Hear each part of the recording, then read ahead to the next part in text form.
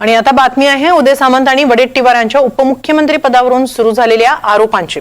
विजय वडेट्टीवार यांनी उपमुख्यमंत्री पदाबाबत स्वतःचा प्रस्ताव एकनाथ शिंदेंकडे आणला होता असं वक्तव्य उदय सामंत यांनी केलं होतं। मात्र याच वक्तव्यावरून सामंतांनी यू टर्न घेतलाय। वडेट्टीवार उपमुख्यमंत्री पदासाठी शिंदेंना भेटले असं मी म्हटलंच नाही असं उदय सामंत म्हणाले।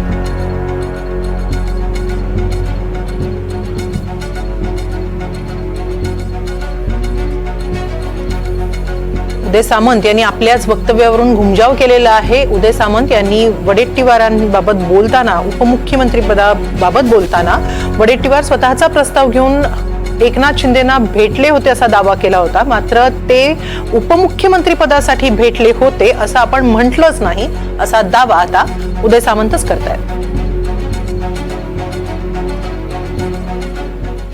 विशेषतः मी विजय वडेट्टीवार साहेबांच्या टीकेकडे तुमचं लक्ष वेधतो, कारण त्यांनी ही सुरुवात केली। मला आठवतं की त्यांनी प्रस्ताव एकनाथ शिंदे साहेबांकडे देखील आणलेला होता स्वतःचा।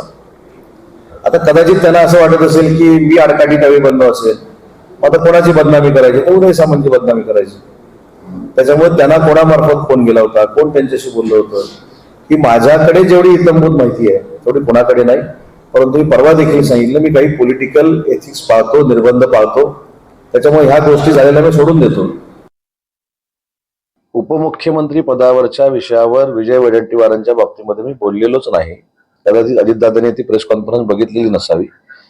परत तुम्ही पूर्ण माझी जी 32-33 मिनिटाची पत्रकार परिषद आहे काढून मी काय म्हटलं, विजय वडेट्टीवार साहेब हे माझ्याबद्दल असं बोलले की उदय होणार आहे असं ते बोलले।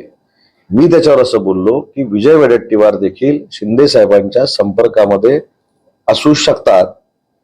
कदाचित शिंदे साहेबांच्या संपर्कामध्ये असताना माझी त्यांना आडकाठी वाटली असेल म्हणून ते माझी बदनामी करतायत, हे माझं असं स्टेटमेंट आहे।